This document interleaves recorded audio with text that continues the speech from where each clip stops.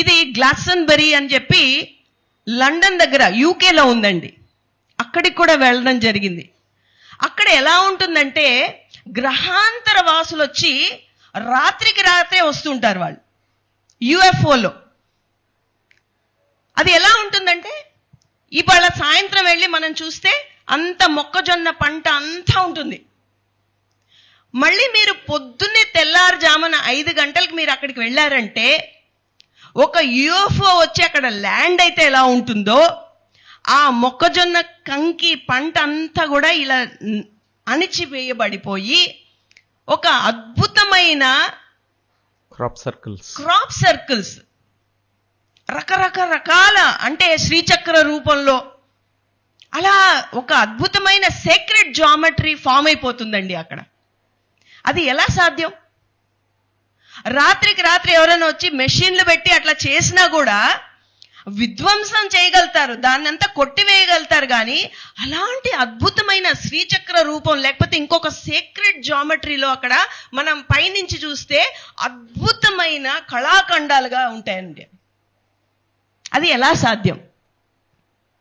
శాస్త్రవేత్తలు అనుకున్నారు, ఎవరో వచ్చి రాత్రిపూట్ల అన్ని చేస్తున్నారు అని చెప్పి స్టడీ చేయడానికి ప్రయత్నించారు. కానీ ఎన్ని మెషిన్లు పెట్టి ఏమి చేసినా కూడా రాత్రికి రాత్రే అలా సృష్టించడం అనేది అసాధ్యం అండి.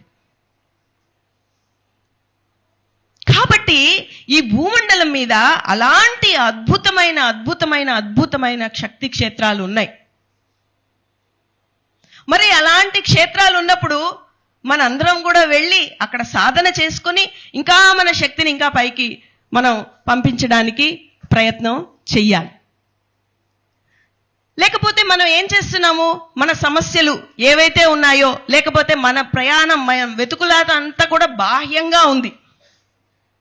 బయట వెతుకుతున్నాం. ఆనందం ఎక్కడుంది, సంతోషం ఎక్కడుంది? చాలా వరకు చాలా మంది వెతుకుతున్నారు. ఒకసారి ముల్లా నసరుద్దీన్ అనే ఆయన రాత్రి బాగా తప్ప తాగి వచ్చాడండి ఇంటికి. ఆ తప్ప తాగి ఏమైందంటే స్నేహితులతో గొడవ పడ్డాడు. వాళ్ళు బాగా కొట్టారు, అంత గాయాలైపోయాయి. వచ్చాడు, కానీ భయం వేసింది ఇంటికి వచ్చేసరికి. అయ్య బాబో, ఈ గాయాలన్నీ చూస్తే నా భార్య నన్ను తిట్టేస్తుందేమో, మళ్ళీ ఇవాళ కూడా తాగొచ్చావా, గొడవ పడొచ్చావా అని చెప్పి నన్ను తిట్టేస్తుంది అని చెప్పి తెలియకుండా గదిలోకి వెళ్ళిపోయి ఆయింట్మెంట్ రాసుకుంటే రేపొద్దున అదంతా కొంచెం గాయాలు కనిపించకుండా ఉంటాయని చెప్పి ఆయింట్మెంట్ రాశాడండి. పొద్దున్నే నిద్ర లేశాడు. నిద్ర లేగానే భార్య బాత్రూంలోకి వెళ్ళి, ఎవడ్రా ఇక్కడ అద్దం మీద అంతా ఆయింట్మెంట్ రాశాడు అని గట్టిగా అరిసిందండి. అంటే ఆ తాగిన మత్తులో ఇలా చూసుకుంటూ ఆ అద్దం మీద ఆయింట్మెంట్ రాసేసాడు. తనకి కాదు, ఆయింట్మెంట్ అక్కడ రాసుకున్నాడు. కాబట్టి ఆయింట్మెంట్ అక్కడ రాస్తే ఇక్కడ గాయం ఎక్కడ తగ్గుద్దండి? ఇక్కడ రాసుకోవాలి ఆయింట్మెంట్ కదా. సో చాలా వరకు మన అజ్ఞాన స్థితిలో మనం బయట వెతుక్కుంటున్నాము, బయట రాసుకుంటున్నాము ఆయింట్మెంట్ అంతా. కానీ ఇక్కడ ఉన్నాయి, సమస్య ఇక్కడ ఉంది. సో అలాగా మన భారతదేశంలో కూడా, ఎందుకంటే ఇలాంటి భూమి ఎక్కడా లేదండి. మేము సుమారు 120 దేశాలు తిరిగాం, కానీ ఇలాంటి పుణ్యభూమి ఎక్కడా ఎక్కడా ఎక్కడా ఎక్కడా ఎక్కడా ఎక్కడా ఎక్కడా ఈ భూమండలం మీద లేదు.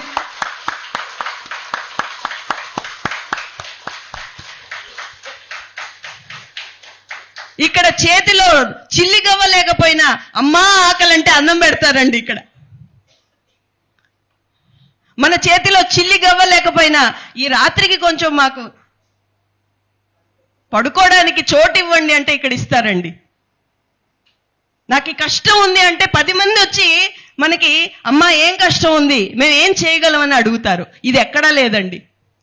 కాబట్టి ఈ ప్రపంచంలో మిగతా దేశాలు ఎంతో బాగుండొచ్చు, అక్కడ మంచి రోడ్లు ఉండొచ్చు, మంచి కార్లు ఉండొచ్చు, ఏసీలు ఉండొచ్చు, అవి ఉండొచ్చు, ఇవి ఉండొచ్చు. కానీ ఎందుకండి ఏమీ లేని ఈ కాశీనగరానికి ఎందుకు వస్తారండి? సందులు గొంతులు, ఇంత చిన్న చిన్న సందులు, అక్కడే ఆవులు తిరుగుతుంటాయి, అక్కడే కుక్కలు తిరుగుతుంటాయి, అక్కడే కాలువలు బారుతుంటాయి. కానీ ఆధ్యాత్మిక జ్ఞానం కావాలంటే, మోక్ష మార్గం మనకు కావాలంటే ఈ కాశీ నగరానికే మనం రావాలండి. ఒక్కసారి ఈ కాశీ నగరానికి గట్టిగా గట్టిగా గట్టిగా చప్పట్లు కొడదాం.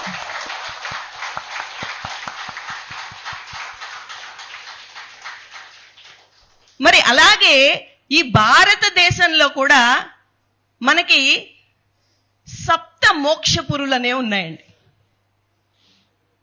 ఎలాగైతే మనకి మన శరీరంలో 7 చక్రాలు ఉన్నాయో అలాగే సప్త మోక్షపురులు ఉన్నాయి. వాటిని మనం మన శరీరంలోని చక్రాలకి మన అనుసంధానం చేస్తూ మనం ఎంతో నేర్చుకోవచ్చు.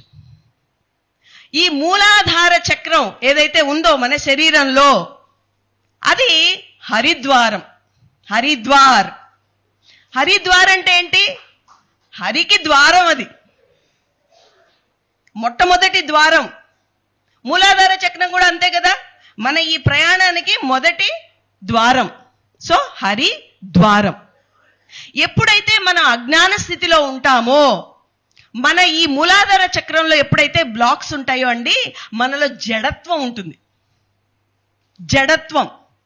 జడత్వం అంటే ఇలా చచ్చుబడిపోయిన పాములా, ఏమి ఇంట్రెస్ట్ ఉండదు మనకి. ఏంటో ఈ జీవితం, జీవించడానికి కూడా భయం. ఏం పెళ్ళో నా భయం వేస్తుంది, ఎలాంటి భార్య వస్తుందో, ఈ పిల్లలందరినీ చూసుకోవాలి, ఈ కుటుంబ బాధ్యతలు, ఒక జడత్వం. ఈ జీవితంలో మనము స్థిరంగా ఉండం. పిల్లల్ని పట్టించుకోరు, భార్యను పట్టించుకోరు, స్థిరత్వం ఉండదు. ఈ భూమి నా తల్లి.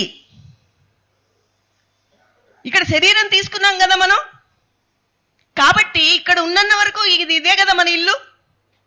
ఎక్కడి నుంచైనా వచ్చుండొచ్చు మనం, కానీ ఇక్కడ ఉన్నంత వరకు ఈ తల్లే కదా, ఈ నేలే కదా మన ఇల్లు.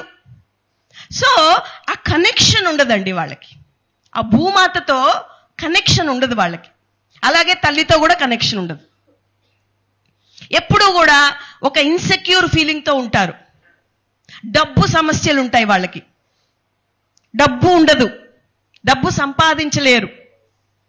కాబట్టి ఈ సమస్యలన్నీ కూడా ఈ మూలాధార చక్రంలో ఎప్పుడైతే మనం బ్లాక్స్ ఉంటాయో ఇలా మన జీవితంలో పడుతూ ఉంటాయి, బయటపడుతూ ఉంటాయి. ఎప్పుడైతే మనము ఇలాంటి శక్తి క్షేత్రాల్లో, ఇప్పుడు హరిద్వార్కి వెళ్ళారనుకోండి, ఆ మూలాధార చక్రంలో సాధన చేసి ధ్యానం చేసి అక్కడ ఏవైతే బ్లాక్స్ ఉన్నాయో వాటిని క్లియర్ చేసుకొని పైకి పంపించుకోవాలి మనం. ఎప్పుడైతే అది మనం హీల్ చేసుకుంటామో అది ఏమవుతుందంటే అండి, స్థిరత్వంగా మారుతుంది, దృఢత్వంగా మారుతుంది. ఈ భూమితో, ఈ భూమాతతో ఒక అనుబంధం మనకు ఏర్పడుతుంది. ఇక్కడ జీవించినంత వరకు ఒక అద్భుతంగా, ఇప్పుడు మన ఇల్లు ఉంది, మన ఇల్లును రోజు శుభ్రపరచుకుంటాం కదండి, మనం అందంగా ఉంచుకుంటాం కదండి, రోజు తుడుచుకుంటాం. అలాగా ఇక్కడ ఉన్నంత వరకు మనం అద్భుతంగా మనం జీవించవచ్చు.